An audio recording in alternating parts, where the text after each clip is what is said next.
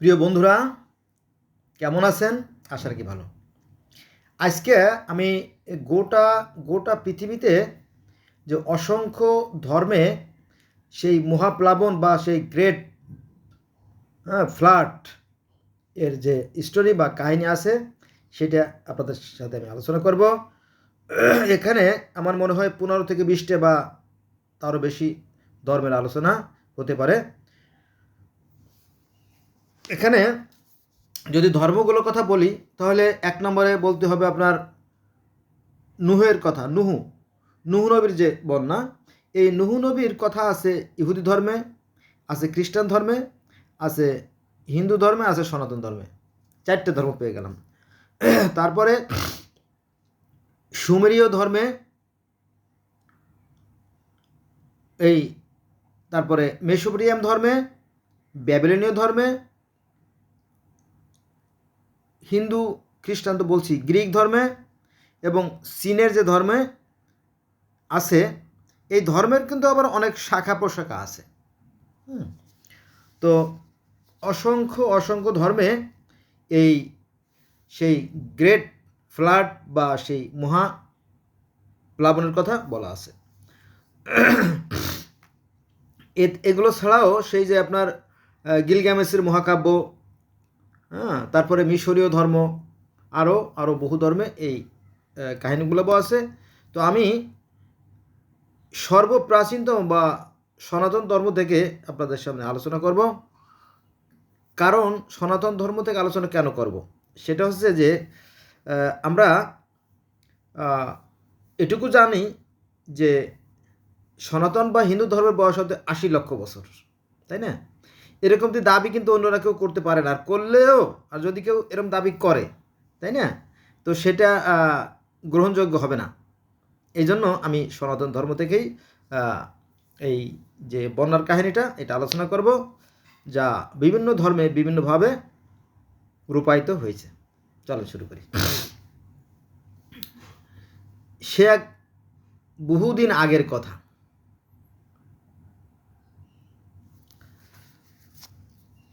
দ্রাবিড়ের রাজা সত্যব্রত অথবা বৈবৎস মনু, যাই বলেন, এই সত্যব্রত রাজা গেলেন গোসল করতে।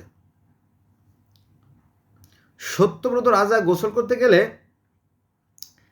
একটা ছোট মাছ তার আঁচলে আটকে গেল। তো সে চিৎকার করতেছে, বাঁচাও বাঁচাও বাঁচাও। তো সেই সত্যব্রত রাজা বা বৈবৎস মনু অবাক হলেন, what is this, how possible it is. মাছে আবার কথা বলে নাকি? মাছে আবার কথা বলে নাকি? তো এ তো সাধারণ মাছ না। তো মাছ বলল যে, হে রাজা, তুমি আমাকে রক্ষা করো। ভালো কথা। রাজা তাকে হাতে তুলে নিলেন, নিরাপদ আধারে তাকে রাখলেন, পানিতে রাখলেন। তো মাছটা দ্রুত বড় হয়ে গেল।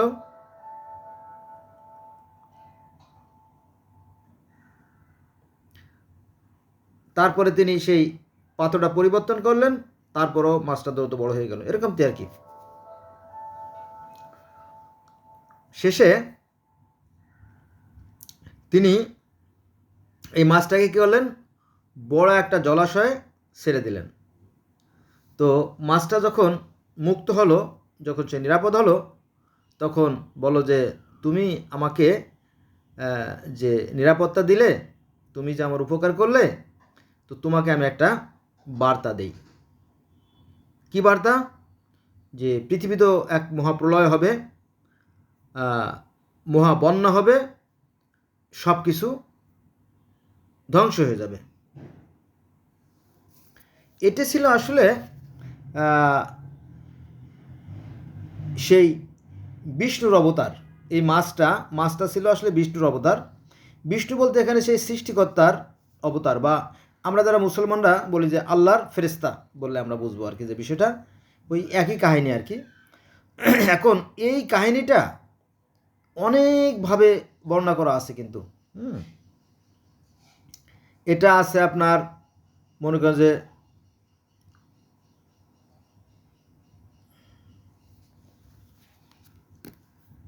কোনটার কথা বলবো আর কি, হ্যাঁ, এটা আছে আপনার ঈশ্বরের যে 10জন অবতার, ঈশ্বরের 10জন অবতার আছে, সেই অবতারের যে কাহিনী সম্মিলিত যে গ্রন্থ আছে সনাতনীদের বা হিন্দু ভাইদের, তাকে বলা হয় ঈশ্বরের অবতার রহস্য, আবার কেউ কেউ বলে ঈশ্বরের অবতার কাহিনী।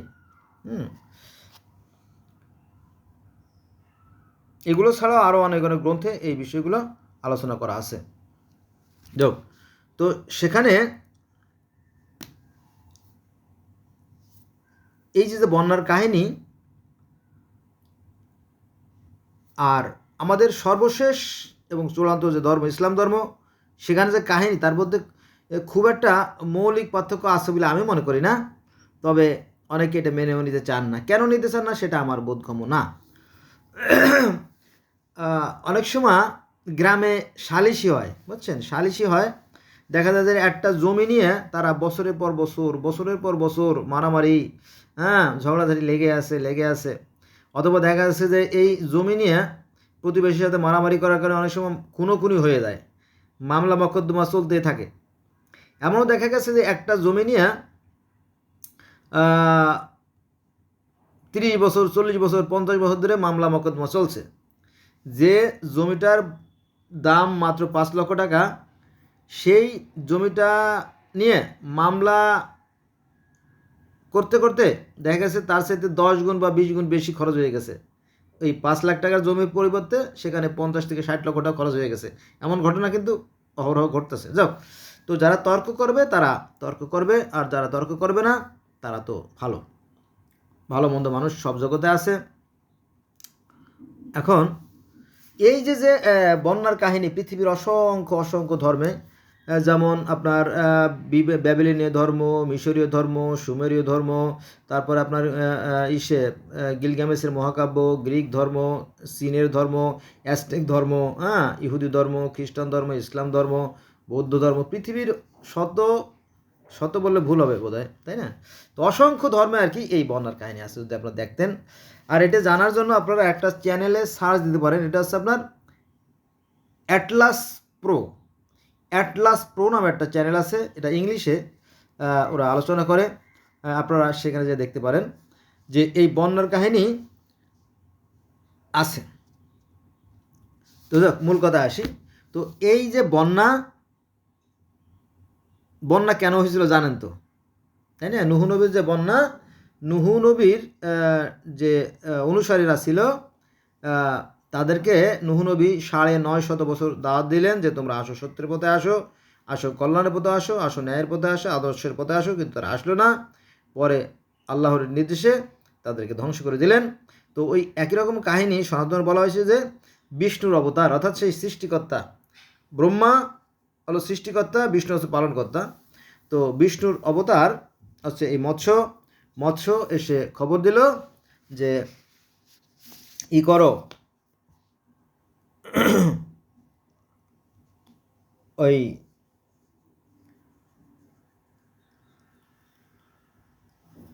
পৃথিবী তো বিলুপ্ত হয়ে যাবে, ধ্বংস হয়ে যাবে, তো তোমার যে পছন্দের যে এইগুলো আছে, মানুষগুলো আছে, সেগুলো তুমি সাথে করে নাও। তো কি কি নেওয়া হয়েছিল? 7 পুত্র 4 কন্যা, মানে সূর্যদেবের 2 জন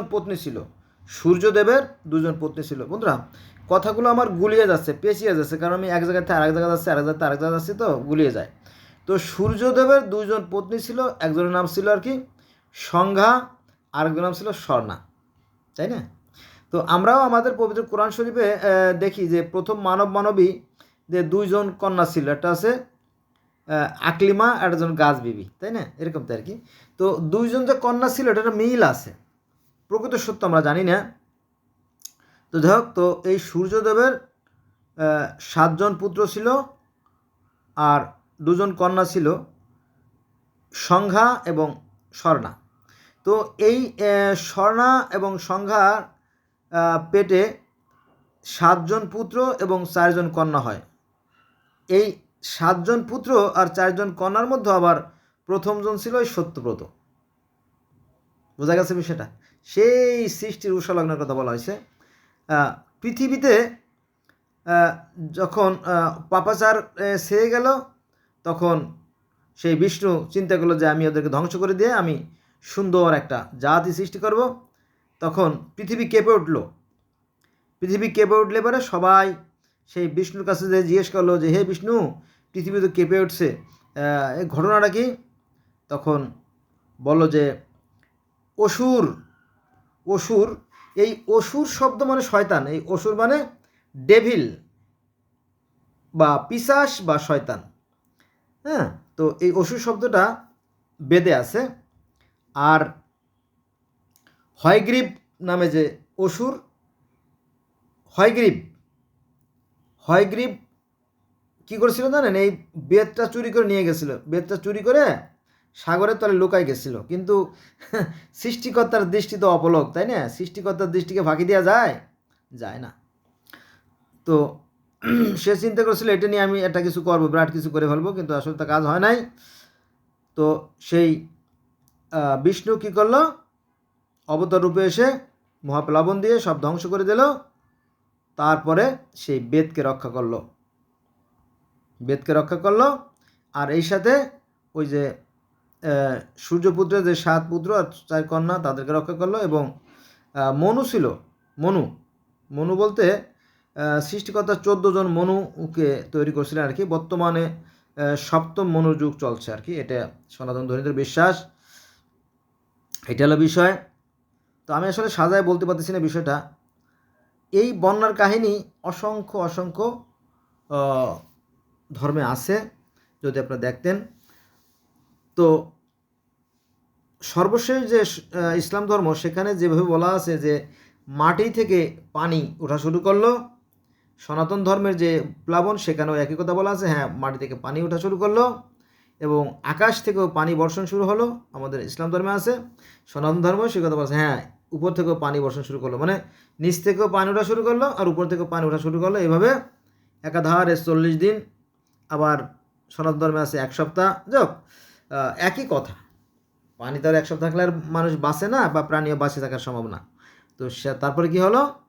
জগতের যত প্রাণীকুল আছে সব কিছু মরে নিশ্চিহ্ন হয়ে গেল। যখন সব কিছু নিশ্চিহ্ন হয়ে গেল, তখন আবার পৃথিবীতে ওই যে জাহাজ, ওই যে আপনার নৌকা, সেটা নিয়ে আবার অবতরণ করলো। বোঝা গেছে সেটা? তো এখানে এভাবে বলা হয়েছে যে সত্যব্রত রাজা যখন গোসল করতে গেলে মাছটা তার আঁচলে বাঁধলো।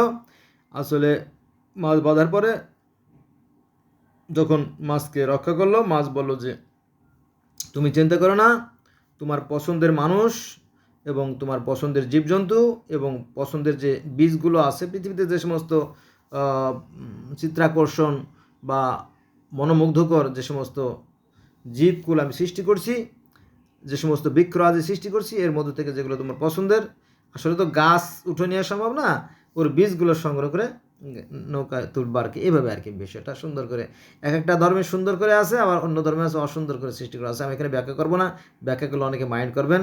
হ্যাঁ, তো এই যে কাহিনী, তাই না? তাহলে আমরা কোথায় পাইলাম?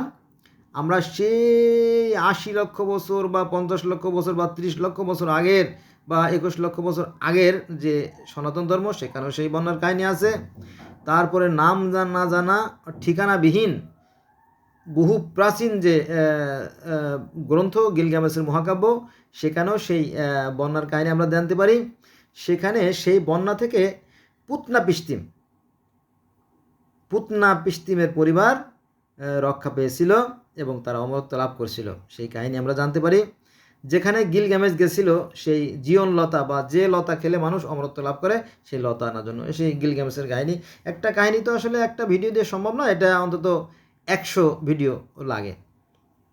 তো সেই পৃথিবীর প্রথম লিখিত গ্রন্থ গিলগামেশের মহাকাব্য, সেই বন্যার কাহিনী আছে।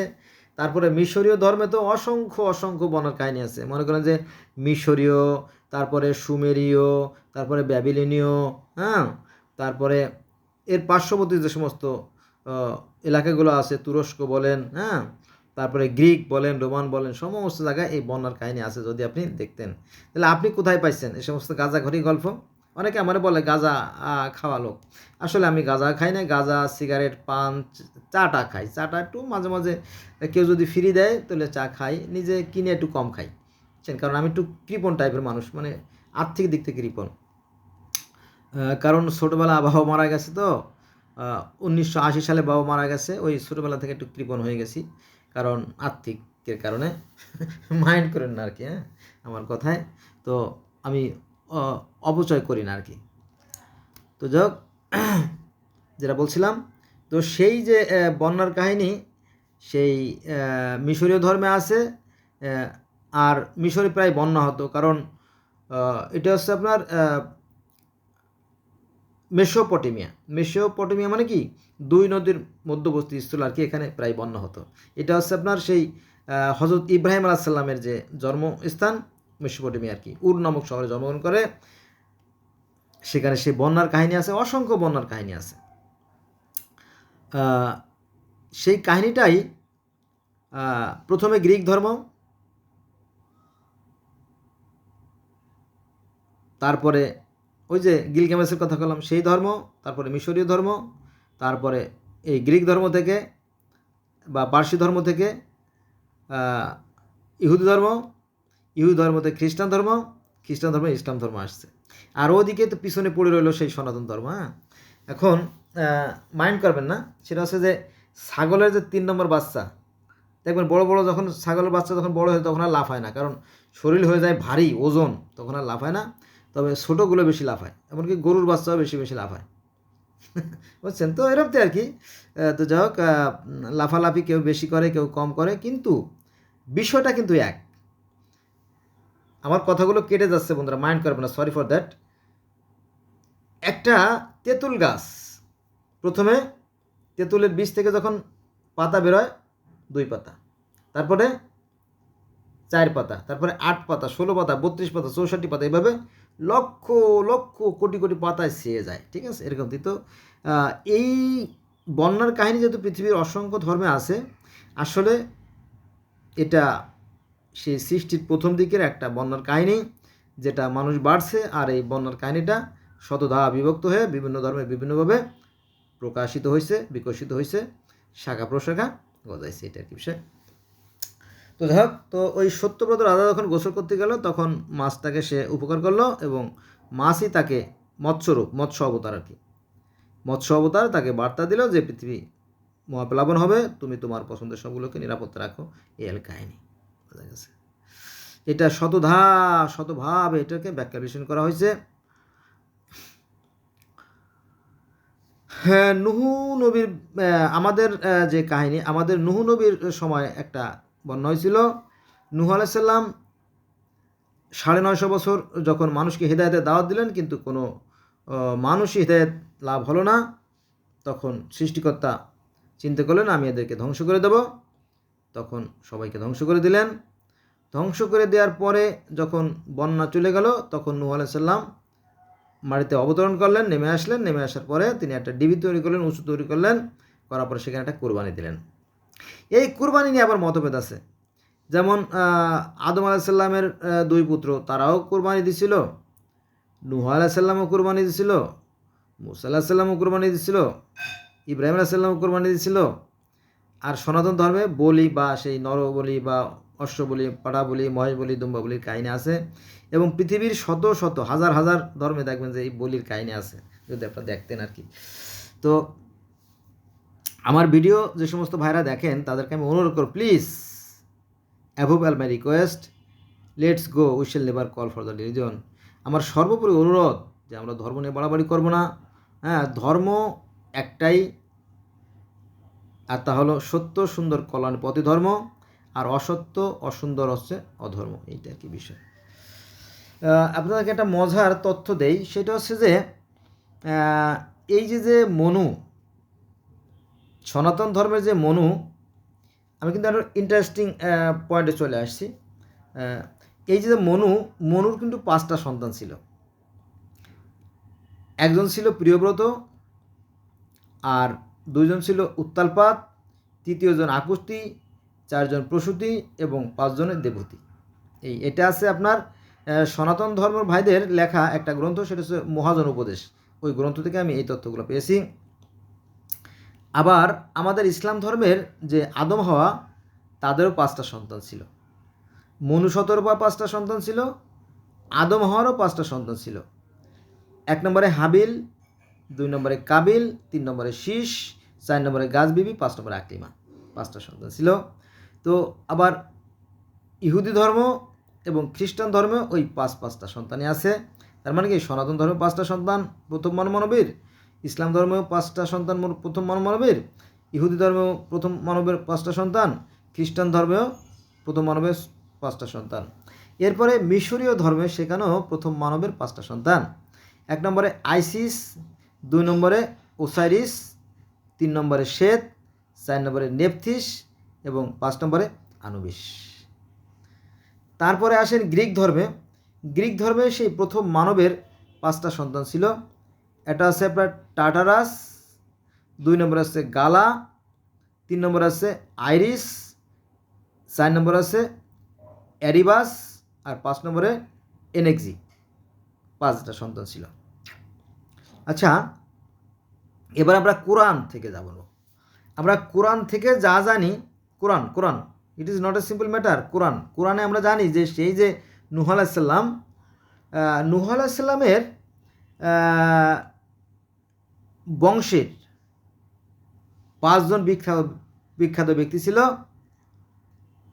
1 নম্বরে আছে ওয়াদ, 2 নম্বরে আছে শুয়া, 3 নম্বরে আছে ইয়াগুস, 4 নম্বরে আছে ইয়াউক আর 5 নম্বরে আছে নাসার। তো এরা অত্যন্ত স্বনামধন্য ব্যক্তি ছিল, এরা ছিল খুব মহান ব্যক্তি। ফলে তাদেরকে মানুষ স্মরণীয় এবং বরণীয় করে রাখার জন্য তাদের মূর্তি তৈরি করে। বোঝা গেছে বিষয়টা? এই হলো পৃথিবীতে মূর্তি পূজার সূচনা। সত্য কিনা উপরওয়ালা ভালো জানে, আমি জানি না।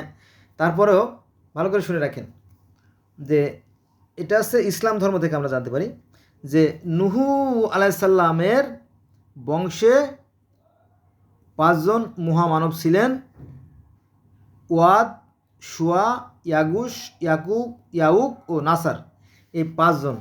তার মানে কি ওই যে বলে আসলাম না যে মনু সদরের 5জন সন্তান ছিল, আদম হওয়ার 5জন সন্তান ছিল, অ্যাডাম হওয়ার 5জন সন্তান ছিল, তো আবেল কয়েনের 5জন সন্তান ছিল। এগুলো পৃথিবীর বিভিন্ন ধর্মে আছে যে সেই নূহরও 5জন সন্তান ছিল। তো এরা যেহেতু মহৎ ছিল, তো এদেরকে স্মরণীয় ও বরণীয় করে রাখার জন্য এই পৃথিবীতে মূর্তি পূজার প্রচলন শুরু হয়। বোঝা গেছে বিষয়টা? এটা আর কি। তো এখনও কিন্তু মূর্তি পূজা চলছে। বলেন কি? হ্যাঁ, ইসলামের যে জন্মভূমি সৌদি আরব, সেখানেও কিন্তু চলছে। এমনকি সারা মুসলিম জাহান সহ সারা বিশ্বে চলছে। কারণ কি জানেন? ওই যে আমরা যে টাকা ব্যবহার করি, এই প্রত্যেকটা টাকার গায়ে ওই দেশের যে প্রধান, যিনি রাজা, বাদশাহ, সুলতান, সম্রাট, কিং যাই বলেন, তার কিন্তু ছবি আছে, জানেন তো? আমরা বাংলাদেশের মানুষ বাংলা ভাষায় কথা বলি, বাংলায় গান গাই, বাংলায় কথা বলি, খাই, বাংলায় গোসল করি। তো এই বাংলাদেশেও দেখবেন যে পয়সায়ও বঙ্গবন্ধুর ছবি আছে, আবার টাকায়ও বঙ্গবন্ধুর ছবি আছে। এমনকি ইমাম সাহেব মসজিদের মেম্বারে দাঁড়ায় কথা বলেন বা মসজিদে নামাজ পড়ান, তারও পকেটে টাকা আছে, সে টাকার মধ্যেও ছবি আছে। তারপরে টাকা ফরজ নামাজ শেষে দান বাক্স দিয়ে দেয় বাংলাদেশের প্রত্যেকটা মসজিদে। তো সেই মসজিদের মধ্যে যে টাকা ফেলানো হয় তার মধ্যেও সেই মূর্তি আছে। এটা সিম্পল ব্যাপার, এটা সাধারণ ব্যাপার, এটা বলার দরকার নাই। সবচেয়ে বড় কথা কি জানেন? মোস্ট ইম্পর্ট্যান্ট মানে so high level quality award, মানে উঁচু মানের শব্দ হচ্ছে যে বাংলাদেশের যত সরকারি প্রতিষ্ঠান আছে সব জায়গায় মূর্তি আছে। বলে হ্যাঁ, সেটা হচ্ছে যে প্রত্যেকটা সরকারি প্রতিষ্ঠানে যিনি ম্যানেজার বা যিনি ডাইরেক্টর, তার মাথার উপরে দেখবেন যে শেখ হাসিনা অথবা বঙ্গবন্ধুর ছবি আছে, অথবা অন্য জায়গায় গেলে দেখবেন যে সেখানে জিয়াউর রহমান, খালেদা জিয়া আর তারেক জিয়ার ছবি আছে, মূর্তি আছে। বোঝা গেছে? তো ওই যে পৃথিবীর সৃষ্টির সূচনায় যে মূর্তি গড়া হতো, সেই মূর্তি কিন্তু এখনও আছে। নট অনলি ইন হেয়ার, শুধুমাত্র এখানেই শেষ নাই, বাট অলসো সেটা হচ্ছে যে আপনি বাংলাদেশের আনাচে কানাচে, অলিতে গলিতে, হ্যাঁ, ফুটপাথে, দোকানে, চায়ের দোকানে, যেখানেই যাবেন দেখবেন যে ওই জায়গার যে পাতি নেতাগুলো আছে, যদিও এর বেশিরভাগই পা চাটা কুত্তা, দ্যাটস মিন ডগ, কুকুর, এরা এরা এরা খুবই মারাত্মক, এরা ক্ষতিকর। তো দেখবেন যে ওই সমস্ত মানে যে পাচাটা ওদের ছবি দেওয়া থাকে যে আমি এই এলাকার কিং, বুঝছেন? তো আমি অনেক দিন আগে একবার কেরানীগঞ্জ গেলাম, অর্থাৎ প্রধানমন্ত্রী শেখ হাসিনা যাওয়ার পরে।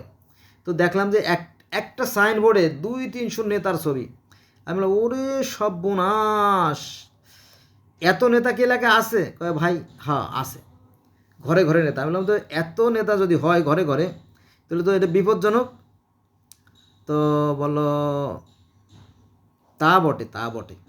আবার কদমতলি গেছি, তো কদমতলি গেলে দেখলাম যে ওখানে আপনার এত সাইনবোর্ড পুরো রাস্তা জুড়ে ফেলাইছে, মানে হ্যাঁ, হাজার হাজার নেতা। আবার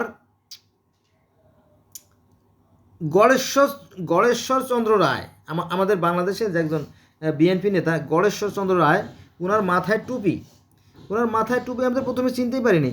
পরে চিন্তা করলাম যে উনি কি গড়েশ্বর চন্দ্র রায় না? বলে হ্যাঁ ঠিকই ধরছেন। আমি বললাম যে উনি টুপি মাথায় দিয়ে করছে, ছবি পোস্টারিং করছে। তো উনি আসলে বিএনপির সাথে দীর্ঘদিন থাকতে থাকতে অনেকটা মুসলমানের মতো হয়ে গেছে আর কি, হ্যাঁ, সঙ্গগুণে রঙ্গ ধরে। তো এরকমটি বিষয়টা আর কি। তো যেটা বললাম যে মূর্তির কথা, মূর্তি কিন্তু আমরা ঘরে ঘরে মূর্তি আছে, বাবার পকেটে টাকা আছে সেখানেও মূর্তি আছে, মায়ের ভ্যানিটি ব্যাগে টাকা আছে সেখানেও মূর্তি আছে, ছেলে কলেজে যাবে তার মানি ব্যাগেও মূর্তি আছে, মেয়েরা স্কুল কলেজে যাবে তাদের ভ্যানিটি ব্যাগেও কি ওই মূর্তি আছে, তাই নাকি? তো ওই মূর্তিকে আমরা পূজা করি না, এটা সত্য। কিন্তু এই যে রাস্তার পাশে ঘর থেকে বের হলেই যে চায়ের দোকানের পাশে যে মূর্তি, ওদেরকে আমরা ঠিকই পূজা করি। কারণ কি জানেন, এই সমস্ত পাতি নেতারা বিভিন্ন সময় চাঁদা নেয়।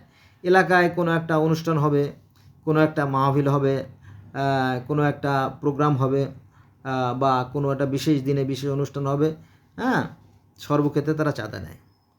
আর যদি চাঁদা নাও নেয়, ইনডাইরেক্টলি তারা নেয়। কারণ কি ইনডাইরেক্টলি কীভাবে নেয়, এটা আবার কি বলেন, ইনডাইরেক্টলি আবার কি, এটা ইংরেজি শব্দ, যে তারা প্রত্যক্ষভাবে নেয় না, পরোক্ষভাবে নেয়, অর্থাৎ সরাসরি নেয় না কিন্তু অন্যভাবে নেয়। সেটা আবার কেমন, ওই যে ওরা চায়ের দোকান, তারপর মুদি দোকান, যে সমস্ত দোকান আছে রাস্তার মোড়ে মোড়ে, ওখান থেকে চাঁদা নেয়।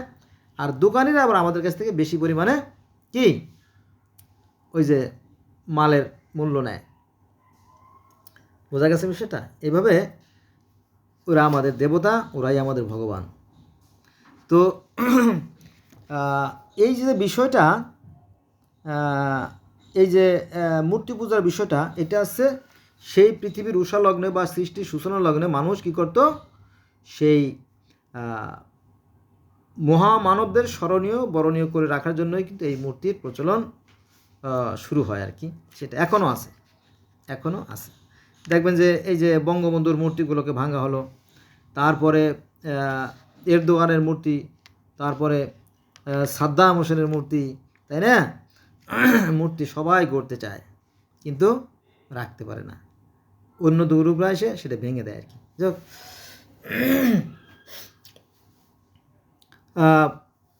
আমরা যদি পৃথিবীর ইতিহাস ঘাঁটি তাহলে দেখা যাবে যে পৃথিবীর সেই সূচনা লগ্নে এমনই ছিল। কারণ মানুষ কাদামাটি দিয়ে বা পাথর কেটে কেটে এই ধরনের মূর্তি তৈরি করতো সেই মহামানবদের স্মৃতিকে ধারণ করার জন্য। এই যে জেরুজালেমে কিন্তু শত শত হাজার হাজার নবীর জন্ম, জানেন তো, তাই না? সেখানে আমরা জানি যে জেরুজালেমের এখানে প্রায় 6500 বছর আগে এখানে জেবুসাইট নামের একটা গোত্র বাস করতো। তারাও কিন্তু সালাইমের পূজা করতো, সূর্যের পূজা করতো। এবং মূর্তিও সেখানে ছিল। পরে কালের পরিক্রমায় অর্থাৎ সময়ের পরিবর্তনের সাথে সাথে সেই মূর্তিগুলো বিলুপ্ত হয়ে গেছে। পরে সেখানে আবার শুরু হয়েছে পার্সি ধর্ম, তারপরে শুরু হয়েছে ইহুদি ধর্ম, খ্রিস্টান ধর্ম, ইসলাম ধর্ম, এইভাবে সামনে হয়তো আস্তে আস্তে আস্তে আস্তে আস্তে আরও পরিবর্তন আসবে, আমরা সেদিন থাকবো না। বোঝা গেছে বিষয়টা? তো এই বন্যার কাহিনী আমরা কোথায় কোথায় পেলাম?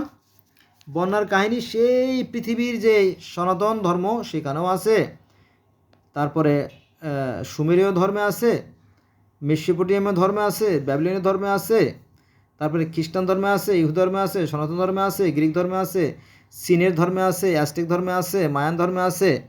এভাবে পৃথিবীর, আমি তো কয়টার কথা বলছি, 15-20টার কথা বলছি, তাই না? আরও বহু ধর্মে আছে অবশ্য, সেটা আমি নোট করে নিই,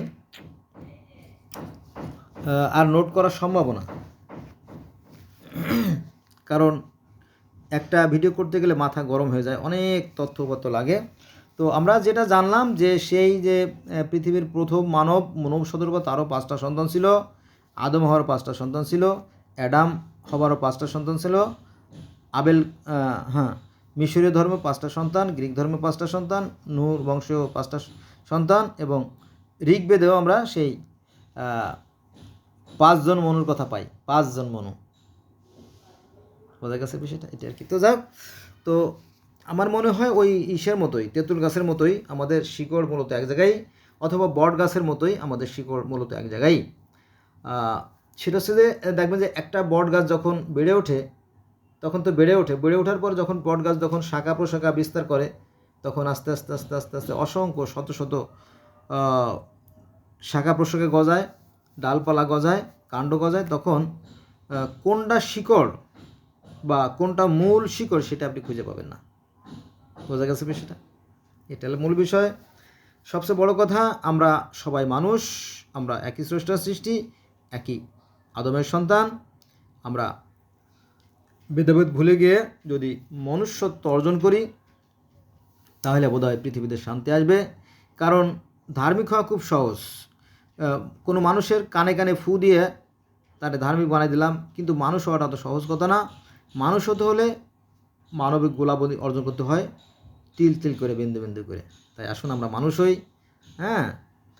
আমরা আমাদের চারপাশের পরিবেশকে সুন্দর করি, তাহলে আমাদের ইহকালও কল্যাণ হবে, পরকালে কল্যাণ লাভ হবে। ধন্যবাদ সবাইকে।